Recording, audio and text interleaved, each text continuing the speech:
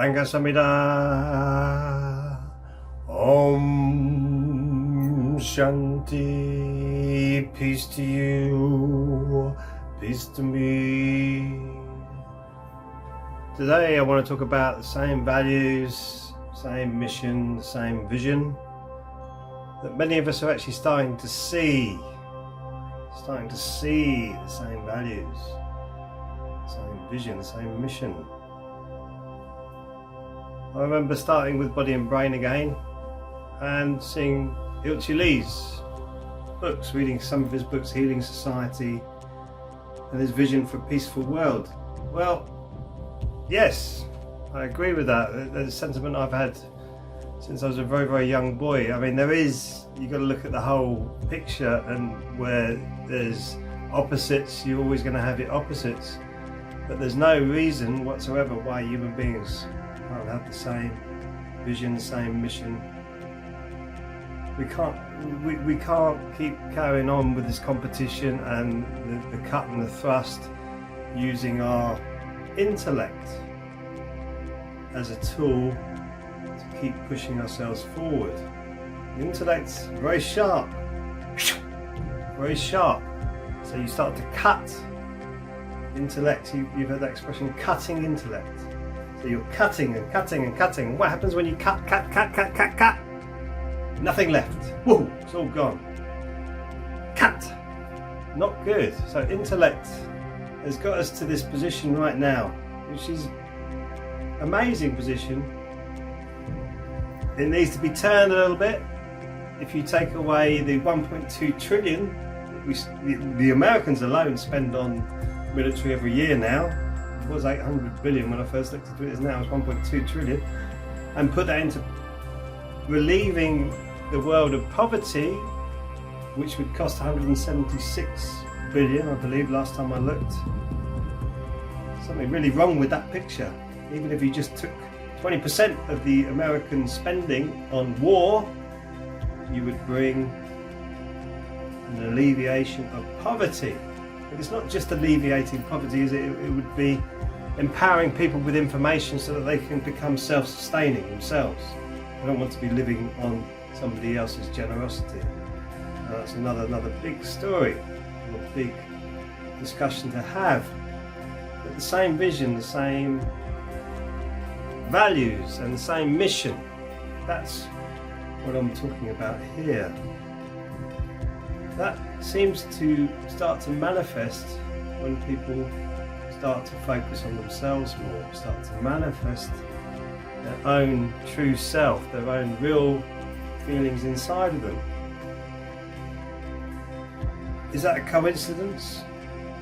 I don't think so. I'm not really a coincidence theorist. There are many coincidence theorists around in today's world, but I'm not really one of them. And if you are a coincidence theorist, fair enough, fair play to you, keep going. But I'm not a coincidence theorist. There are coincidences in my life, and usually when they happen, it's when spiritually I'm moving to a different place, and you go, whoa, where did that suddenly come from? That's a lovely coincidence. So there are coincidences, but I'm not one of these theorists who believe in these coincidences that happen and whoa, doesn't that happen over there? Like, so many of them are happening today, and the mainstream media keep pushing them. Wrong. So what's going wrong? Why, if so many of us have the same vision, so many of us sing Christmas carols, wanting a peaceful world, having a lovely vision of everything being rosy and sweet in the world, why does it go wrong? It's a very big question, and I'm not going to give you a very big answer. but it's partly to do with us and our falling into preconceptions again, falling into a way of life that we don't question, and we don't try to break away from it. We just go along with it because that's what Joe down the road said you should be going along with that. You need to be working, you need to be doing this, you need to be doing that, this is how we live, this is it. And it just seems to be getting more and more out of control. The debt's getting bigger and bigger and bigger. and the vision's still there, but it's still tiny, and it's not really happening. The mission's still there, but it's still tiny, and it's not really happening. Because this juggernaut seems to be growing and growing and growing, and the 2008 pop will be nothing compared to the next one, if it comes, or when it comes. I don't know, I'm not really a doom monger. I think you can create your own reality yourself. So it's like the 2008 crash didn't really affect me. This next one, if it comes, is not really going to affect me either. So it's up to you. It's your perceptions, how you want to live your life, whether you're attached to all of the stuff that you've got. Then it will drag you down. That is down to you. So your love, your empathy and your compassion, do you think that's not going to help you find your mission, your vision, the way that you want the world to be, the way that you want your life to live? Your values. Are your values coming from love? Are they coming from compassion? Are they coming from empathy? Or do you look at people like that and find them strange? Now, without getting too specific, there was someone speaking to me over the Christmas period, and one of their relatives was saying, "No, I don't believe in any of that rubbish. I've got to live my life." And they're driving like a lunatic, cutting people up on the roads, poking their head out the windows, swearing and screaming at everybody, not really being conscientious towards any of their fellow human beings, because they thought that was a sign of weakness as a male.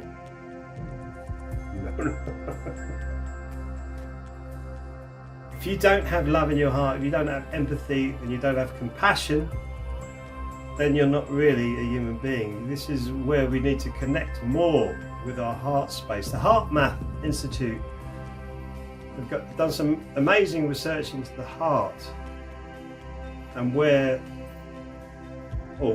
I should say we can do with our heart energies. Our heart energies scientifically proven to increase when we focus on love and gratitude. How many people are grateful they woke up this morning? Oh, I'm still here. I'm alive. This is amazing. Look at this experience. I'm seeing this 5 sense reality around me through these eyes. Very, very strange. If we didn't have this body, we wouldn't have this feeling. We wouldn't have the sensation of touch, smell, taste, hearing. Some things I don't want to hear. Especially next door's music. Bad taste, bad taste. But be that as it may, you've got all these 5 senses that you're experiencing this life with. Surely you should be enjoying that. Surely you should be enjoying that. The abundant planet that we live on, with all the different changes, the warm weather, the cold weather, the wet weather, the grey weather, the misty weather. It's taken me a little while to really appreciate that, because I was always a sunny climate man. Well, I'd love to go on these hot holidays where you never really had to come out of your shorts.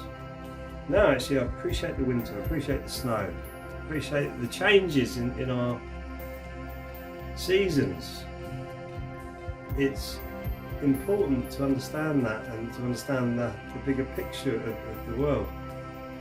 But where are we getting lost with the same vision, the same mission? Where are we getting lost with that together? Is it because our society actually pushes us apart? I think so. It's the divisions. We have divisions. Now, particularly we've got, I mentioned cultural Marxism in the last video. Divisions are everywhere now. And of course we have opposites. You've got the yin and yang symbol where, okay, you have peace, you have violence or disturbance, you have male, female, black, white. You've got all these differences. And divisions now, male and female, I've never seen anything like it with this whole transgender issues, and men actually turning up to a women's athletics day competing as women. Oh dear. So these divisions now, it creates divisions within divisions, and now you're having divisions within divisions within divisions.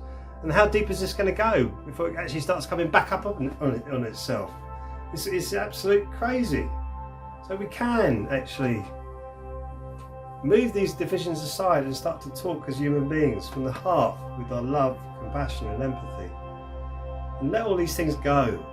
Let it go. How much of it is your intellect? How much of it is your ego? Ego is very important. These new ages is a bit crazy. I need to get rid of my ego. I need to get rid of my ego. Your ego drives you. Yeah, if you're an egotist, you have a problem. The ego actually drives you to make you do something. Gives you energy. But if you use it in the wrong way, it's very detrimental. It causes divisions. Does that make sense? So you use your ego to drive you forward, but if you become egotistical, you will divide yourself from other people because they don't want to be around you because you're an egotist. Really basic stuff, but think about it. Think about it. Think about how you can improve your life and improve other people's lives. You can do it using your ego. You can do it.